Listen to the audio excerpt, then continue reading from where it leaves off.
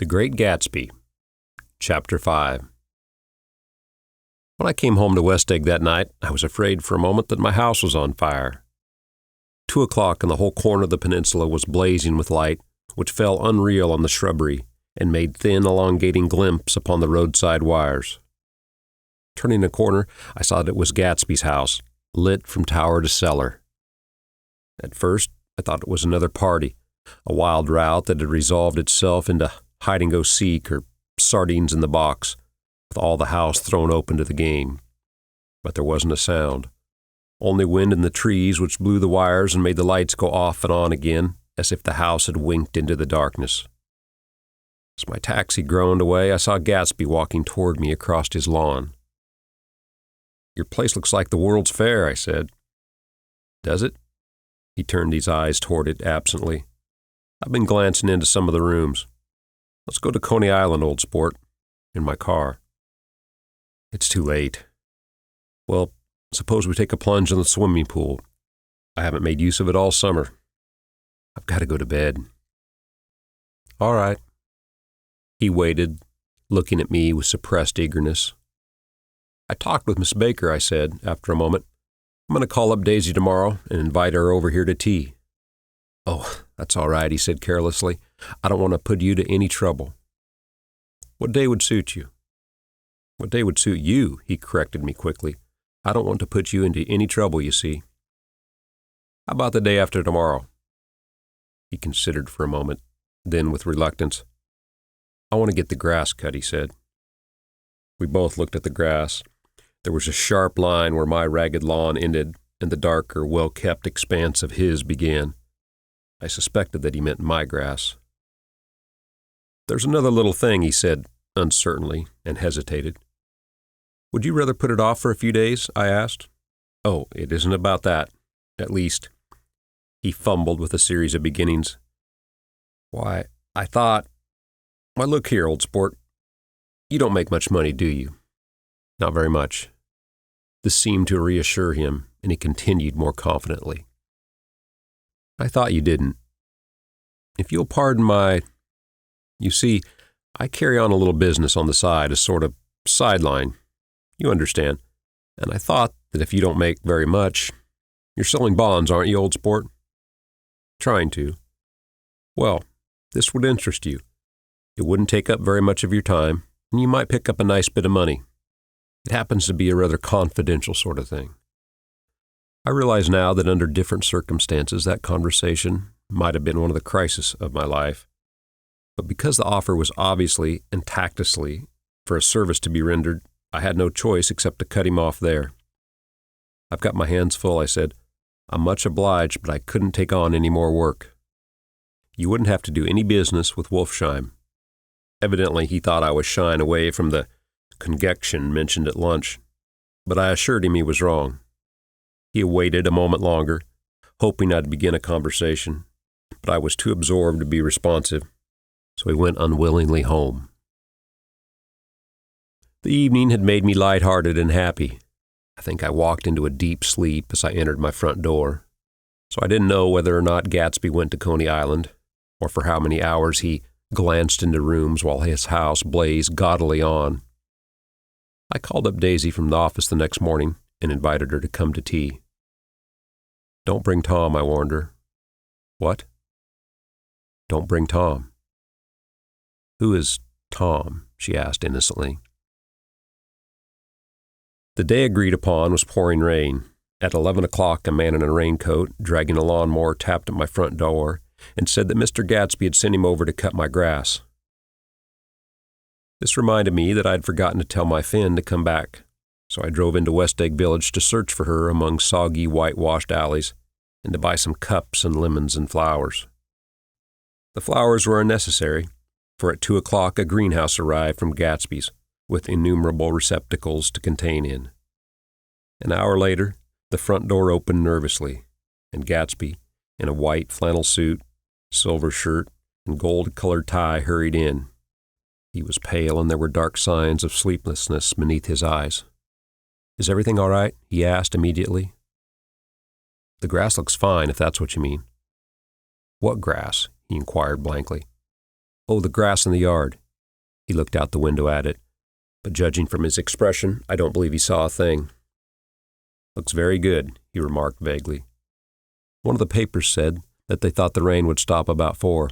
I think it was the Journal. Have you got everything you need in the shape of a tea?" I took him into the pantry, where he looked a little reproachfully at the Finn. Together, we scrutinized the 12 lemon cakes from the delicatessen shop. "Will they do?" I asked. Of course, they're fine." And he added hollowly, "Old sport."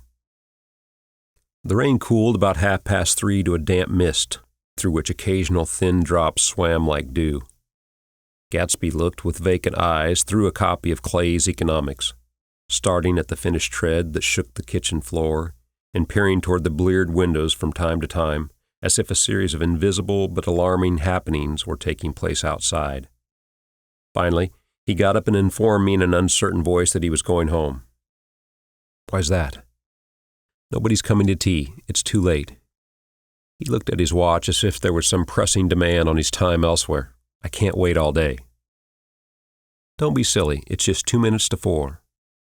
He sat down, miserably, as if I'd pushed him, and simultaneously there was the sound of a motor turning into my lane.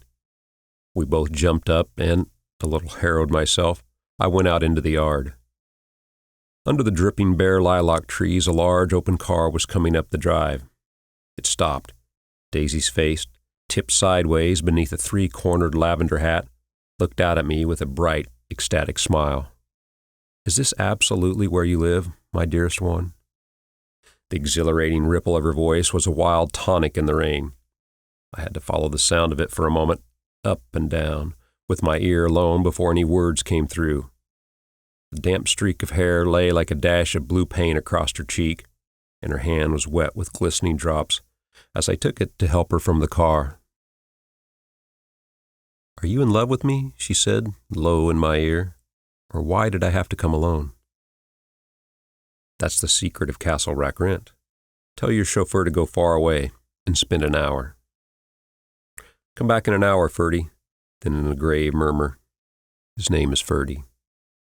"Does the gasoline affect his nose?" "I don't think so," she said innocently. "Why?"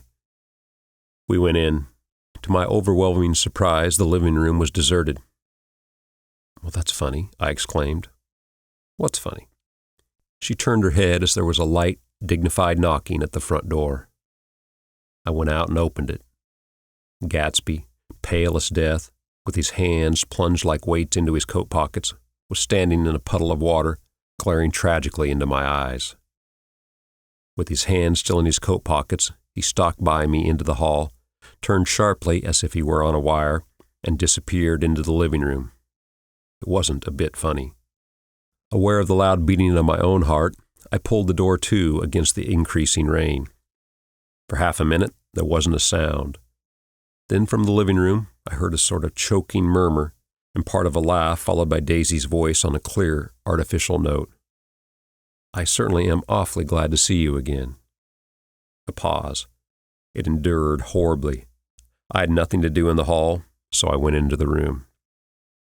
Gatsby, his hands still in his pockets, was reclining against the mantelpiece in a strained counterfeit of perfect ease, even of boredom. His head leaned back so far that it rested against the face of the defunct mantelpiece clock, and from this position his distraught eyes stared down at Daisy, who was sitting frightened but gracefully on the edge of a stiff chair. "We've met before," muttered Gatsby. His eyes glanced momentarily at me, and his lips parted with an abortive attempt at a laugh. Luckily, the clock took this moment to tilt dangerously at the pressure of his head, whereupon he turned and caught it with trembling fingers and set it back in place. Then he sat down, rigidly, his elbow on the arm of the sofa and his chin in his hand. "I'm sorry about the clock," he said. My own face had now assumed a deep tropical burn. I couldn't muster up a single commonplace out of the 1,000 in my head. "It's an old clock," I told them, idiotically. I think we all believed for a moment that it had smashed in pieces on the floor. "We haven't met for many years," said Daisy, her voice as matter-of-fact as it could ever be. 5 years next November." The automatic quality of Gatsby's answer set us all back at least another minute. I had them both on their feet with the desperate suggestion that they help me make tea in the kitchen when the demonic Finn brought it in on a tray. Amid the welcome confusion of cups and cakes, a certain physical decency established itself. Gatsby got himself into a shadow, and while Daisy and I talked, looked conscientiously from one to the other of us with tense, unhappy eyes. However, as calmness wasn't an end to itself, I made an excuse at the first possible moment and got to my feet. "Where are you going?" demanded Gatsby in an immediate alarm. "I'll be back. I've got to speak to you about something before you go." He followed me wildly into the kitchen and closed the door and whispered, "Oh God," in a miserable way. "What's the matter?" "This is a terrible mistake," he said, shaking his head from side to side. "A terrible, terrible mistake." "You're just embarrassed, that's all. And luckily," I added, "Daisy's embarrassed too." "She's embarrassed?" he repeated incredulously. "Just as much as you are." "Don't talk so loud." "You're acting like a little boy," I broke out impatiently. "Not only that, but you're rude. Daisy's sitting in there, all alone." He raised his hand to stop my words, looked at me with unforgettable reproach, and opening the door cautiously went back into the other room. I walked out the back way, just as Gatsby had when he had made his nervous circuit of the house half an hour before, and ran for a huge black-knotted tree whose massed leaves made a fabric against the rain. Once more it was pouring, and my irregular lawn, well shaved by Gatsby's gardener, abounded in small, muddy swamps and prehistoric marshes. There was nothing to look at from under the tree except Gatsby's enormous house, so I stared at it, like Kant at his church steeple, for half an hour. A brewer had built it in the period craze a decade before, and there was a story that he'd agreed to pay 5 years' taxes on all the neighboring cottages if the owners would have their roofs thatched with straw. Perhaps their refusal took the heart out of his plan to found a family. He went into an immediate decline. His children sold his house with the black wreath still on the door. Americans, while occasionally willing to be serfs, have always been obstinate about being peasantry. After half an hour, the sun shone again, and the grocer's automobile rounded Gatsby's drive with the raw materials for his servant's dinner. I felt sure he wouldn't eat a spoonful. A maid began opening the upper windows of the house, appeared momentarily in each, and, leaning from a large central bay, spat meditatively into the garden. It was time I went back. While the rain continued, it had seemed like the murmur of their voices, rising and swelling a little now and then with gusts of emotion. But in the new silence, I felt that silence had fallen within the house too. I went in, after making every possible noise in the kitchen short of pushing over the stove, but I don't believe they heard a sound. They were sitting at either end of the couch, looking at each other as if some question had been asked or was in the air, and every vestige of embarrassment was gone. Daisy's face was smeared with tears, and when I came in, she jumped up and began wiping at them with her handkerchief before the mirror. But there was a change in Gatsby that was simply confounding. He literally glowed. Without a word or a gesture of exultation, a new well-being radiated from him and filled the little room. "Oh, hello, old sport," he said, as if he hadn't seen me for years. I thought for a moment he was going to shake hands. "It stopped raining." "Has it?" When he realized what I was talking about, that there were twinkle bells of sunshine in the room, he smiled like a weatherman, like an ecstatic patron of recurrent light, and repeated the news to Daisy. "What do you think about that? It stopped raining." "I'm glad, Jay." Her throat, full of aching, grieving beauty, told only of her unexpected joy. "I want you and Daisy to come over to my house," he said. "I'd like to show her around." "You sure you want me to come?" "Absolutely, old sport." Daisy went upstairs to wash her face. Too late, I thought with humiliation of my towels, while Gatsby and I waited on the lawn. "My house looks well, doesn't it?" he demanded. "See how the whole front of it catches the light?" I agreed that it was splendid. Yes, his eyes went over it, every arched door and square tower. It took me just 3 years to earn the money that bought it. "I thought you inherited your money." "I did, old sport," he said automatically, "but I lost most of it in the big panic. The panic of the war." I think he hardly knew what he was saying, for when I asked him what business he was in, he answered, "That's my affair," before he realized that it wasn't the appropriate reply. "Oh, I've been in several things," he corrected himself. "I was in the drug business, and then I was in the oil business, but I'm not in either one now." He looked at me with more attention. "You mean you've been thinking over what I proposed the other night?" Before I could answer, Daisy came out of the house, and 2 rows of brass buttons on her dress gleamed in the sunlight. "That huge place there?" she cried, pointing. "Do you like it?" "I love it, but I don't see how you live there all alone." "I keep it always full of interesting people, night and day, people who do interesting things, celebrated people." Instead of taking the shortcut along the Sound, we went down the road and entered the big postern. With enchanting murmurs, Daisy admired this aspect or that of the feudal silhouette against the sky, admired the gardens, the sparkling odor of the jonquils, and the frothy odor of hawthorn and plum blossoms, and the pale gold odor of kiss me at the gate. It was strange to reach the marble steps and find no stir of bright dresses in and out of the door, and hear no sound but bird voices in the trees. And inside, as we wandered through Marie Antoinette music rooms and the restoration salons, I felt that there were gifts concealed behind every couch and table, under orders to be breathlessly silent until we had passed by. As Gatsby closed the door of the Merton College library, I could have sworn I heard the owl-eyed man break into ghostly laughter. We went upstairs, through period bedrooms swathed in rose and lavender silk and vivid with new flowers, through dressing rooms and pool rooms and bathrooms with sunken baths, intruding into one chamber where a disheveled man in pajamas was doing liver exercises on the floor. It was Mr. Klipspringer, the boarder. I had seen him wandering hungrily along the beach that morning. Finally, we came to Gatsby's own apartment, a bedroom and a bath and an Adam study, where we sat down and drank a glass of some chartreuse he took from a cupboard in the wall. He hadn't once ceased looking at Daisy, and I think he revalued everything in his house according to the measure of response it drew from her well-loved eyes. Sometimes, too, he stared around at his possessions in a dazed way as though in her actual and astounding presence none of it was any longer real. Once he nearly toppled down a flight of stairs. His bedroom was the simplest room of all, except where the dresser was garnished with a toilet set of pure dull gold.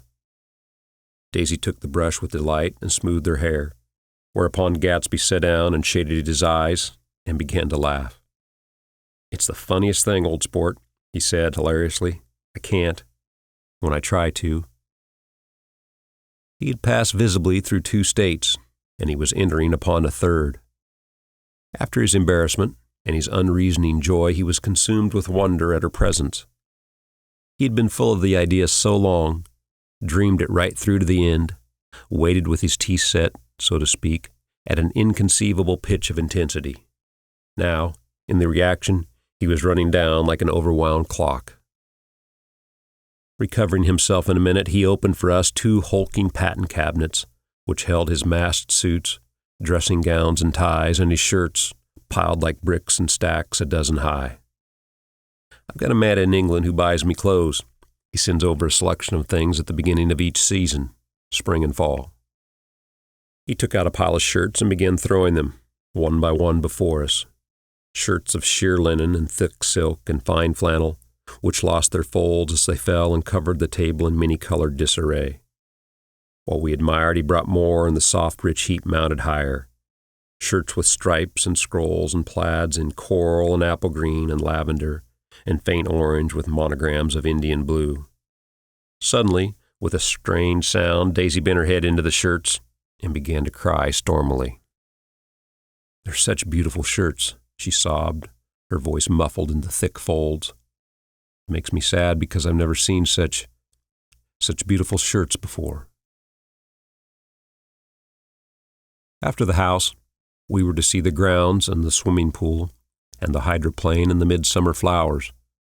But outside Gatsby's window it began to rain again, so we stood in a row, looking at the corrugated surface of the Sound. "If it wasn't for the mist, we could see your home across the bay," said Gatsby. "You always have a green light that burns all night at the end of your dock." Daisy put her arm through his abruptly, but he seemed absorbed in what he had just said. Possibly it had occurred to him that the colossal significance of that light had now vanished forever. Compared to the great distance that had separated him from Daisy, it had seemed very near to her, almost touching her. It had seemed as close as a star to the moon. Now it was again a green light on a dock. His count of enchanted objects had diminished by one. I began to walk about the room, examining various indefinite objects in the half-darkness. A large photograph of an elderly man in yachting costume attracted me, hung on the wall over his desk. "Who's this?" That's Mr. Dan Cody, old sport." The name sounded faintly familiar. "He's dead now. He used to be my best friend years ago." There was a small picture of Gatsby, also in yachting costume, on the bureau. Gatsby, with his head thrown back defiantly, taken apparently when he was about 18. "I adore it," exclaimed Daisy. "The pompadour. You never told me you had a pompadour, or a yacht." "Look at this," said Gatsby quickly. "Here's a lot of clippings about you." They stood side by side examining it. I was going to ask to see the rubies when the phone rang and Gatsby took up the receiver. "Yes. Well, I can't talk now." "I can't talk now, old sport." "I said a small town." "He must know what a small town is." "Well, he's no use to us if Detroit is his idea of a small town." He rang off. "Come here, quick," cried Daisy at the window. The rain was still falling, but the darkness had parted in the west, and there was a pink and golden billow of foamy clouds above the sea. "Look at that," she whispered. And then, after a moment, "I'd like to just get one of those pink clouds and put you in it and push you around." I tried to go then, but they wouldn't hear of it. Perhaps my presence made them feel more satisfactorily alone. "I know what we'll do," said Gatsby. "We'll have Klipspringer play the piano." He went out of the room calling, "Ewing," and returned in a few minutes, accompanied by an embarrassed, slightly worn young man with shell-rimmed glasses and scanty blonde hair. He was now decently clothed in a sport shirt open at the neck, sneakers, and duck trousers of a nebulous hue. "Did we interrupt your exercises?" inquired Daisy politely. "I was asleep," cried Mr. Klipspringer in a spasm of embarrassment. "That is, I'd been asleep. Then I got up." "Klipspringer plays the piano," said Gatsby, cutting him off. "Don't you, Ewing, old sport?" "I don't play well. I hardly play at all. I'm out of—" "We'll go downstairs," interrupted Gatsby. He flipped a switch. The gray windows disappeared as the house glowed full of light. In the music room, Gatsby turned on a solitary lamp beside the piano. He lit Daisy's cigarette from a trembling match and sat down with her on a couch far across the room where there was no light, save what the gleaming floor bounced in from the hall. When Klipspringer had played The Love Nest, he turned around on the bench and searched unhappily for Gatsby in the gloom. "I'm all out of practice, you see. I told you I couldn't play. I'm all out of practice." "Don't talk so much, old sport," commanded Gatsby. "Play." "In the morning, in the evening, ain't we got fun?" Outside the wind was loud and there was a faint flow of thunder along the sound. All the lights were going on in West Egg now. The electric trains, men carrying, were plunging home through the rain from New York. It was the hour of a profound human change, and excitement was generating on the air. One thing's sure and nothing's sure. The rich get richer and the poor get children. In the meantime, in between time. As I went over to say goodbye, I saw that the expression of bewilderment had come back into Gatsby's face, as though a faint doubt had occurred to him as to the quality of his present happiness. Almost 5 years. There must have been moments, even that afternoon, when Daisy tumbled short of his dreams, not through her own fault, but because of the colossal vitality of his illusion. It had gone beyond her, beyond everything. He had thrown himself into it with creative passion, adding to it all the time, decking it out with every bright feather that drifted his way. No amount of fire or freshness can challenge what a man will store up in his ghostly heart. As I watched him, he adjusted himself a little, visibly. His hand took hold of hers, and as she said something low in his ear, he turned toward her with a rush of emotion. I think that voice held him most with its fluctuating, feverish warmth, because it couldn't be overdreamed. That voice was a deathless song. They had forgotten me, but Daisy glanced up and held out her hand. Gatsby didn't even know me now. I looked once more at them, and they looked back at me, remotely, possessed by intense life. Then I went out of the room and down the marble steps into the rain, leaving them there together.